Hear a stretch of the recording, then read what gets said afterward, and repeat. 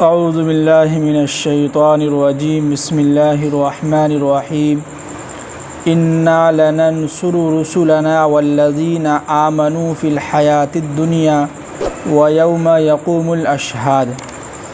کل پچھلے آیت میں بات چل رہی تھی کہ جتنے بھی لوگ جہنم کے اندر ہوں گے، گنہگار لوگ، وہ لوگ جہنم کے داروغہ سے کہیں گے کہ آپ میرے لیے اللہ سے دعا کریں کہ جو ہے ہمارے اوپر جو ہے ایک دن جو ہے یا 2 دن جو ہے ہمارے اوپر جو عذاب ہے اس کو کچھ ہلکا کر دے۔ تو جہنم کے جو داروغہ ہوں گے، گیٹ پر جو بیٹھے ہوں گے، وہ کہیں گے کہ بھلا یہ بتلاؤ کہ تمہارے پاس کوئی پیغمبر، کوئی رسول آیا تھا تمہارے پاس کھلی دلیل لے کر تمہیں سمجھانے کے لیے آیا تھا؟ تو تمام جہنمی لوگ کہیں گے کہ ہاں، کیوں نہیں، بے شک آیا تھا۔ تو وہ فرشتے کہیں گے کہ تم ہی خود دعا کر لو، جب تمہارے پاس رسول آئے تھے، تمہیں سمجھانے کے لیے آیا تھا، تمہیں بتلایا گیا تھا، اس کے باوجود بھی تم ایمان نہیں لائے، تو آج ہم کیسے تمہارے لیے دعا کریں؟ تو لہٰذا قالوا فادعوا، تم خود دعا کر لو۔ اور آگے فرمائے کہ وما دعاء الکافرین الا فی ضلال، کافروں کی دعا جو ہے آخرت میں جو ہے قبول نہیں ہوگی۔ ایک چیز یہاں پہ یاد رکھیے گا، آج بھی حدیث میں گزری ہے کہ اللہ کے نبی صلی اللہ علیہ وسلم نے ارشاد فرمایا، اس دنیا کے اندر جتنے بھی انسان ہیں، چاہے وہ کسی بھی مذہب سے تعلق رکھتا ہو، اللہ تعالیٰ اس کی دعا کو سنتا بھی ہے اور اس کی دعا قبول بھی کرتا ہے، اور اللہ تعالیٰ اس کو دیتا بھی ہے، چاہے وہ کسی بھی مذہب سے تعلق رکھتا ہو۔ جیسے کہ الیکشن کے وقت میں آپ لوگ دیکھے ہوں گے، ہمارے پردھان منتری صاحب جو ہے ایسی جگہ جا کے جو ہے پرارتھنا کر رہے تھے، جو ہے اوپر جو ہے پورا غار ایک بنا ہوا تھا، اس میں جا کے دعا مانگ رہے تھے، 2022 یا 23 کے جو الیکشن میں جو ہوا تھا۔ تو کافر جب بھی دعا مانگے گا دنیا کے اندر، اللہ تعالیٰ اس کی دعا قبول کرے گا، کافر ہو یا مسلمان ہو، کوئی بھی ہو، سب کی دعا قبول ہوتی ہے۔ لیکن آخرت میں یہ ہوگا کہ کافر کی دعا قبول نہیں ہوگی، اس لیے کہ آخرت میں اس لیے ان کی دعا قبول نہیں ہوگی کہ ان کے دنیا کے اندر ان کے سامنے کھلی دلیلیں بھی آئی تھیں، ان کو معلوم بھی تھا، اس کے باوجود بھی ایمان نہیں لاتے تھے۔ اب یہ سارے کے سارے لوگ جہنم کے اندر ہوں گے۔ اب جب جہنم کے اندر ہوں گے تو ان کو پتہ چل جائے کہ عذاب واقعی میں ہے۔ دنیا کے اندر سنتے تھے، نبی کہتا تھا، پیغمبر کہتا تھا، علماء کرام کہتے تھے، تو ہم لوگ سنتے نہیں تھے، ہم لوگ جھوٹ سمجھتے تھے۔ آج سمجھ میں آ گیا ہے۔ اس وقت یہ لوگ توبہ کریں گے تو ان کی توبہ قبول نہیں ہوگی، یہ لوگ اس وقت دعا کریں گے، ان کی دعا قبول نہیں ہوگی۔ وہی کہہ رہے کہ اللہ تعالیٰ آج کے دن کافروں کی دعا قبول نہیں ہوگی۔ اب آگے ایمان والوں کی بات کر رہے ہیں کہ انا لننصر رسلنا، کہ یاد رکھو ہم نے دنیا کے اندر دنیاوی زندگی میں جتنے بھی پیغمبر اور والذین آمنوا، اور جو لوگ بھی ایمان والے تھے، ہم نے ان کی مدد کی ہے۔ کیا ہے؟ جیسا کہ اوپر گزر چکا ہے، موسیٰ علیہ السلام کے ساتھ اللہ نے مدد کی ہے، موسیٰ علیہ السلام اور ان کی جو لوگ ایمان لائے تھے اللہ نے ان کی مدد کی ہے۔ حضرت لوط علیہ السلام کی اللہ نے مدد کی ہے، اور جو لوگ بھی ان کے ساتھ ایمان لائے تھے اللہ نے ان کی مدد کی ہے۔ ایمان والوں کو بچا لیا، جو غیر مذاہب کے لوگ تھے، جن لوگوں نے انکار کیا تھا، اللہ نے ان کو جو ہے ہلاک و برباد کر دیا۔ حضرت نوح علیہ السلام کو دیکھ لیجئے، اللہ نے ان کی مدد کی، اور ان کے ساتھ جتنے بھی لوگ ایمان لائے تھے سب کو اللہ نے بچا لیا، سارے لوگوں کو ڈبو دیا۔ تو دنیا کے اندر اللہ تعالیٰ کہہ رہے ہیں کہ ہم رسولوں کی، جو پیغمبر ہیں ان کی بھی مدد کی ہے، اور جو ایمان لائے ہیں تو ان کی دنیاوی زندگی میں ہم نے ان کی مدد کی ہے۔ اب آپ کہیں کہ مسلمانوں پر جو اتنے حالات آ رہے ہیں، کئی لوگ پریشان حال ہیں، ان کی مدد کیوں نہیں ہو رہی ہے؟ مدد اس لیے نہیں ہو رہی کہ ہم پکے سچے مسلمان نہیں بنے ہیں، ہم پکے سچے مومن نہیں بنے ہیں۔ جس طرح قرآن کہتا ہے کہ یا ایھا الذین آمنوا آمنوا باللہ ورسولہ، کہ اے ایمان والو مکمل طریقے سے ایمان لے آؤ۔ تو ہم لوگ مکمل طریقے سے ایمان نہیں لائے ہیں، نماز تو ادا کر رہے ہیں لیکن اپنی زندگی سے جھوٹ کو نہیں نکال رہے ہیں، نماز ادا کر رہے ہیں، ہمارے دلوں کے اندر تکبر ہے، حسد ہے، کینہ کپٹ ہے، اس کو ختم نہیں کر پا رہے ہیں، جبکہ متکبر شخص کا ٹھکانہ کیا ہے؟ جہنم ہے۔ تو نماز کے ساتھ ساتھ ہم اپنی زندگی سے جھوٹ کو بھی نکالنا ہوگا، حسد کو بھی نکالنا ہوگا، کینہ کپٹ کو بھی نکالنا ہوگا، اور جتنے لوگوں کی جو برائیاں اپنے اندر رکھیں اس کو بھی نکالنا ہوگا۔ جن لوگوں سے ہم ایمان والے بھائی سے بات نہیں کر رہے ان سے جا کے ملنا ہوگا، ان سے معافی مانگنی ہوگی۔ یہ سب چیزیں ایسی ہیں جس کی وجہ سے ہمارے اعمال قبول نہیں ہو رہے ہیں۔ تو اب ظاہر سی بات ہے کہ جب ہم مکمل پکے سچے ایمان والے ہیں ہی نہیں ہیں تو پھر ہماری مدد کیسے ہوگی؟ مدد تو ہوئی تھی صحابہ کرام کو، دیکھی جنگ کے اندر کیسے مدد ہوئی، اللہ نے ان کی مدد کی۔ اللہ کے نبی صلی اللہ علیہ وسلم کے زمانے میں صحابہ کرام کی مدد کی، تو مدد ہوں گے۔ اس زمانے میں بھی اللہ وہی تھے اور ابھی بھی اللہ وہی ہے، بدلا نہیں ہے، بس ہم لوگ بدل گئے ہیں۔ اتنی تکلیفیں صحابہ کرام کو ملتی تھی اتنا ہم لوگوں کو آدھا بھی نہیں ملا ہے۔ وہ تو اللہ کا لاکھ لاکھ شکر ہے کہ اللہ کے نبی نے ہم لوگوں کے لیے دعا کر کے چلے گئے۔ تو اللہ کی دوسری بات یہ کہ جتنا ہو سکے، یہ کوئی ضروری نہیں ہے کہ مکمل طریقے سے ہم لوگ ایمان والے بن جائیں۔ انسان کوشش تو کر سکتا ہے، اتنا تو کوشش کرتا ہے کہ بھائی اپنی زندگی سے جھوٹ کو نکال دیں۔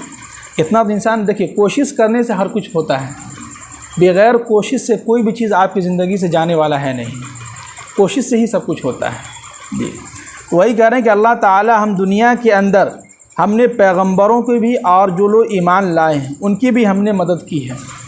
اور آگے کہہ رہے ہیں کہ وَيَوْمَ يَقُومُ الْأَشْهَادُ، اور اس دن بھی ان کی ہم مدد کریں گے جس دن ان کے نامہ اعمال لایا جائے گا اور ان کے سامنے گواہوں کو جو ہے کھڑا کر دیا جائے گا۔